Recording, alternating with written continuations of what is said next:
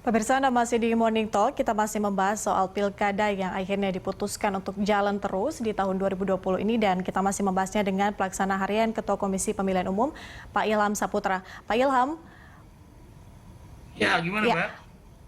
Pak Ilham, pemerintah memastikan adanya protokol kesehatan sehingga juga untuk anggaran pilkada di tahun 2020 naik menjadi 20,46 triliun rupiah. Bagaimana distribusinya, Pak Ilham? Ya, kami kan salah satu syarat kenapa kemudian kami bisa melanjutkan pilkada adalah kami memohon kepada pemerintah, kita meminta kepada pemerintah untuk kemudian menyediakan APD bagi petugas kami di lapangan. Ya. Karena mereka yang rentan langsung berhadapan dengan masyarakat. Nah, ini sudah sebagian besar, saya kira sudah hampir semua kita sebarkan APD-nya, baik itu masker, face shield, ya, sarung tangan, dan beberapa APD lainnya, termasuk juga hand sanitizer dan vitamin. Ya. Ini sudah kami distribusikan. Karena memang sekali lagi penambahan penambahan anggaran itu sebuah keniscayaan di masa bagaimana kita menjalankan penyelenggaraan pilkada di saat pandemi seperti ini. Ya, jadi sekali lagi kami akan komitmen untuk kemudian menjalankan pilkada ini sesuai dengan protokol COVID. Iya, realisasinya sudah berapa persen, Pak Ilham, terpakai? Wah, itu saya karena saya harus melihat dulu ya, harus mengecek 270 daerah itu seperti apa. Ya. Tetapi untuk untuk NPHD sendiri anggarannya sudah 95% yang diberikan 100% kepada daerah. Jadi masih ada sekitar 12 daerah lagi, 11 daerah lagi yang belum dibayarkan atau diterima anggaran pilkadanya sebanyak 100%. Jadi ini memang jadi persoalan karena waktunya sudah sedikit lagi. Ya. Dan setelah pencalonan ini kita akan sesudah kampanye juga akan ada pencetakan terhadap surat suara dan lain sebagainya.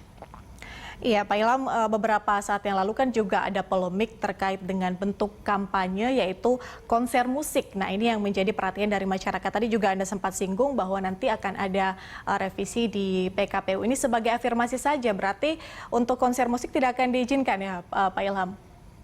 Ya, melihat perkembangan saat ini memang sepertinya tidak akan kita izinkan ya. Tapi seperti saya bilang tadi, tatap muka mungkin diperbolehkan di beberapa tempat yang memang tidak punya akses internet untuk bisa melakukan kampanye via media sosial. Nah, ini kan sebetulnya warning ini sudah muncul karena kejadian pada tanggal 4 sampai tanggal 6 September kemarin ketika masa pendaftaran.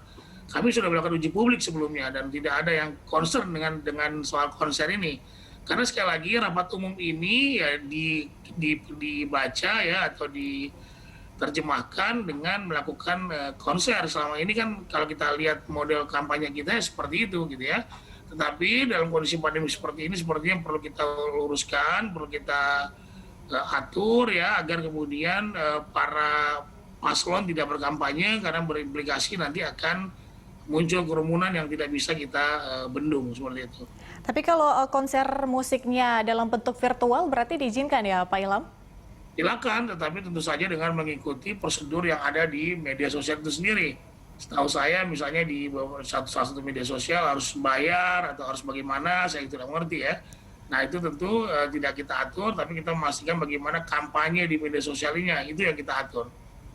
Oke, Pak Ilham, selain dengan mungkin konser musik virtual ya tadi dipersilahkan, kemudian juga ada kampanye melalui media sosial. Ini sebenarnya adakah bentuk kampanye lain yang mungkin menjadi rekomendasi KPU kepada bakal pasangan calon? Ya banyak sebetulnya ya, selain media sosial ya, kemudian ada Umbul, ada APK ya, dan dengan cara-cara model yang cerdas. Tentu dengan menggunakan media sosial yang saat ini bisa mengumpulkan 1.000 orang per media sosial gitu ya, itu kan satu hal yang bagus. Dan salah satu kandidat yang terbaik menurut saya adalah yang kemudian melarang pemilihnya, melarang konstituennya untuk hadir di acara-acara arak-arakan karena kondisinya masih seperti ini. Nah, ini yang harusnya kemudian menjadi himbauan juga dari partai politik kepada para calonnya. Karena kan gini Mbak ya, pilkada ini kan tidak hanya agenda KPU sebagai penyelenggara, tetapi ini agenda nasional, ada pemerintah, ada partai politik ya, yang kemudian harus berpartisipasi langsung, aktif untuk kemudian mengatur bagaimana sikap dari pasangan calon ini. Nah, bagaimana jika nanti ada gugatan terhadap hasil penetapan hari ini? Silakan dilakukan gugatan, karena kanal hukumnya sudah diatur sedemikian rupa dalam undang-undang pilkada, di paket undang-undang pilkada sudah diatur sedemikian rupa, bisa dilaporkan ke Bawaslu, bisa juga dilaporkan kepada TUN. Jadi itu saja yang dilakukan, jangan kemudian malah protes, membuat arak-arakan dan sebagainya, yang kemudian nanti malah menjadi persoalan di kemudian hari. Ya, hal tersebut sudah dikoordinasikan juga dengan partai politik, Pak Ilham. Apa hanya kepada calonnya saja? Kemarin kita sudah koordinasi dengan sekjen setiap partai di tingkat nasional. Kemudian kami juga sudah sorati KPU provinsi dan KPU kabupaten kota untuk kemudian melakukan briefing atau apapun namanya agar tidak membawa massa ketika proses penetapan dan juga pencabutan nomor urut. Nah, ini sudah kami lakukan terus-menerus ya.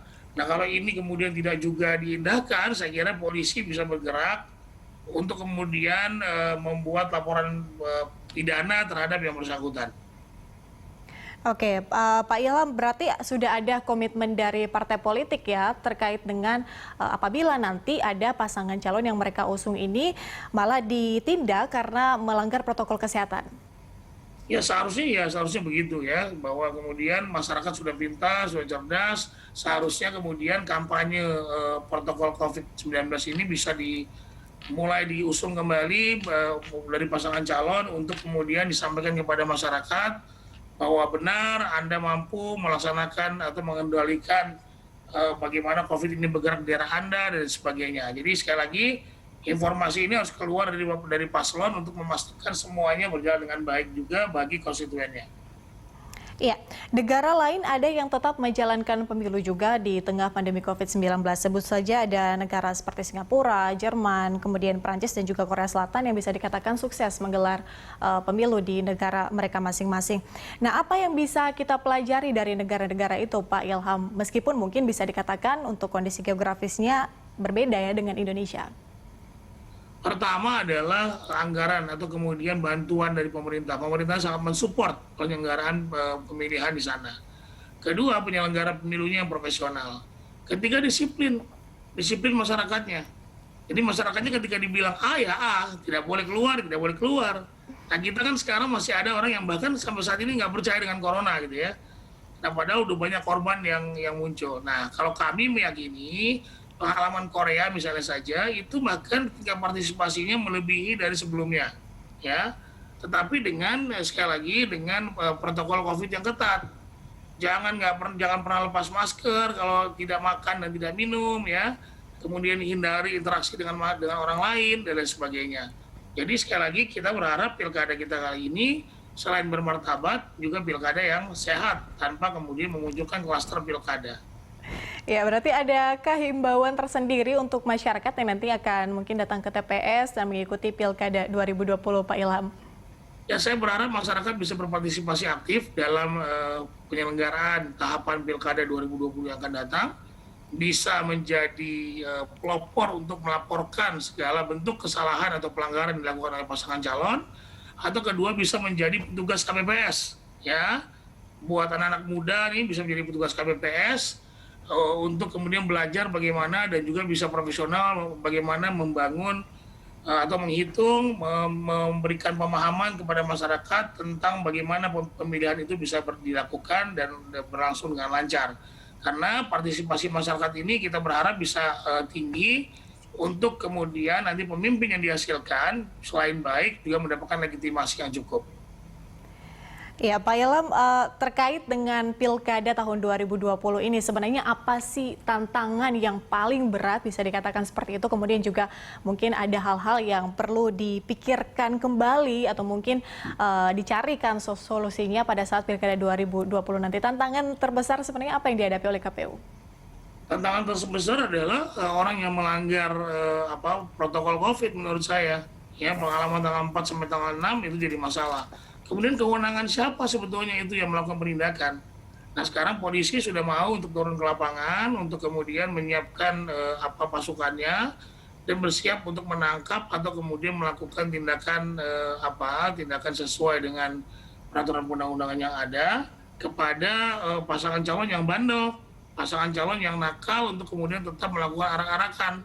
Bawaslu juga nanti bisa menindak dengan misalnya saja secara administrasi, Ayu tidak boleh ikut kampanye selama seminggu. Gitu. Kita ban bahwa dia tidak bisa ikut kampanye. Nah, jadi sanksinya memang lebih pada soal-soal administratif. Nah, kalau mau dibuat sanksinya pidana, ya kita minta diperpukan karena ada perpu yang kemudian mensupport kami untuk kemudian membuat aturan ini menjadi lebih ketat dan lebih baik. Baik, kita harapkan untuk Pilkada 2020 ini terkait dengan protokol kesehatan juga bukan hanya pasangan calon ya yang ingat terkait dengan protokol kesehatan, tapi juga masyarakat sadar nantinya pada saat pilkada atau pemilihan pada saat datang ke TPS nanti untuk menerapkan protokol kesehatan. Dan diharapkan Ya, juga masyarakat bisa lebih aktif ya Pak Ilham ya. Pak Ilham Saputra, terima kasih sudah bergabung bersama kami. Selamat bertugas kembali Pak.